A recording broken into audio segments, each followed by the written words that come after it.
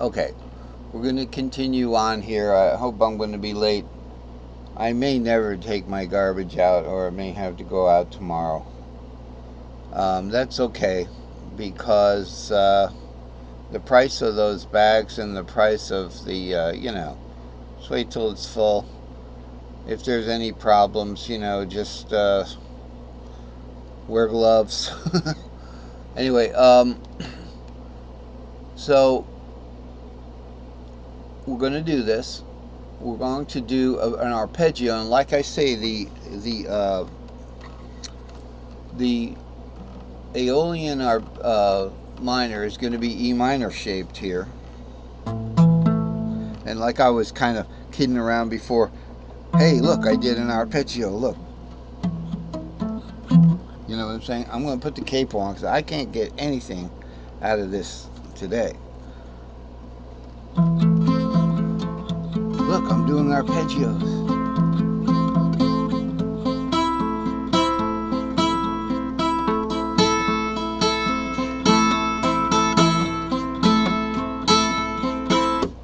Let's not get into it too much.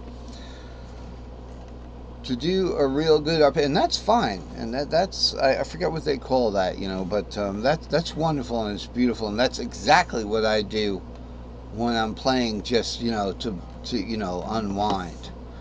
But what we want to do is we want to play the arpeggio from the root position.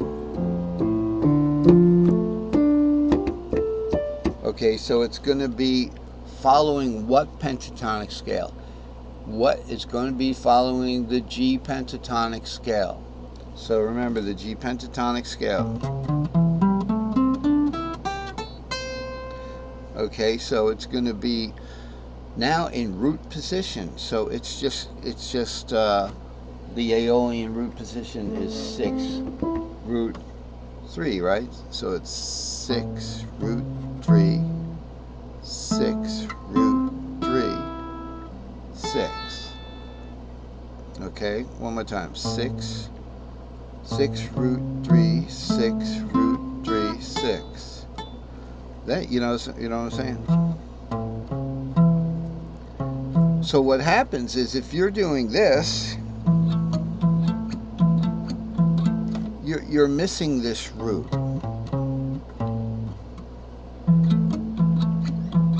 Six root 3, 6 root. You get this. You always get the action fingers. You always get the action fingers when you're just going like this.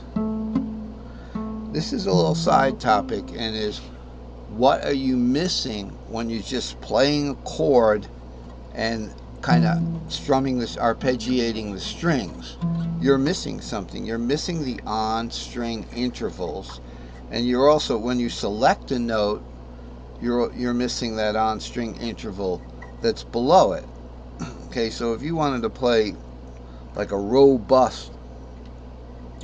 robust E minor shape, you might do this. You might do something like this.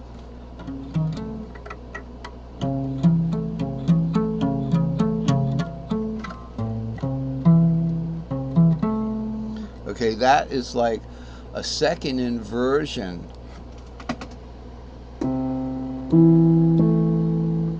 It's not a very strong sounding chord because it's a C6 chord. You'll hear this a lot in music today. Where somebody does a second inversion chord, and you hear it so many times in the song, it's weak, but you start to love it because you keep hearing it, and the rhythm's good, and the vocals are good. But really, this isn't where it's at. It should be played from root.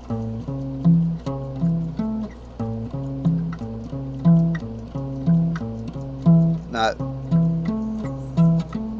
And the second inversion's the action fingers.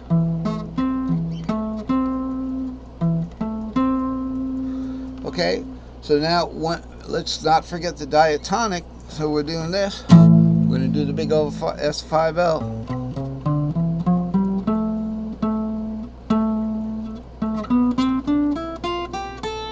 And another thing I was doing yesterday was not even doing the groove anymore, just kind of outlining these chords with just one note melodies, one note samba, well, one note melodies, just melodies like.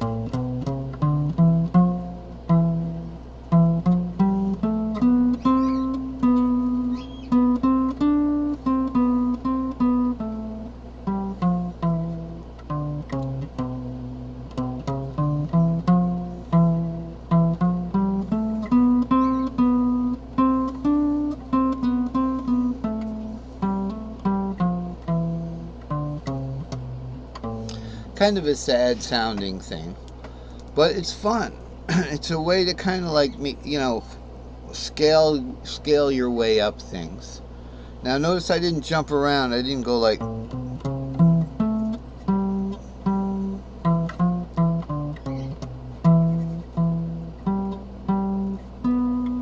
But you can do that, but you got to know what kind of sound you're outlining with every 3 chords you play. So that's something you can work on, just doing the S5L pattern. Once you learn that pattern, then but it is better to put a groove to it, something like now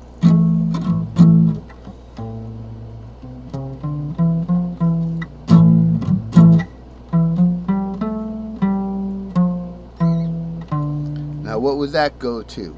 Now you're on a D minor. Remember that D minor is A minor shape.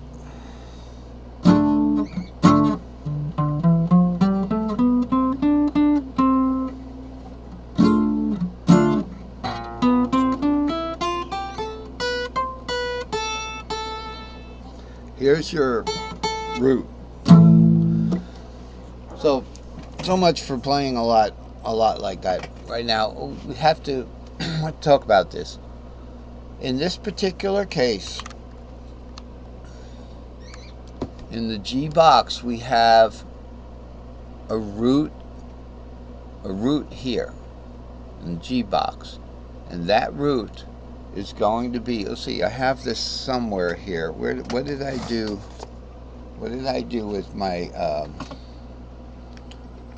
don't know. I had it written down. Anyway. Okay, I found it.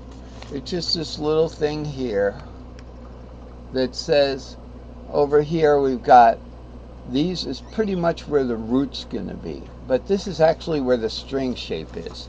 So, in this particular case, now we're going to get a little complicated, but not complicated, but just stipulation. With the C string shape, this is the C string shape, but you can use it to target a Phrygian and a fourth and a Lydian. You don't have to worry about using it to start the Mixolydian, because the A1A can start the Mixolydian. So what are we talking about here? Just like with the G pattern, where's the G pattern? Sorry. Here's a G pattern. That starts the 6th there, so you can start your Aeolian. You can, in the key of C, it would be your A minor.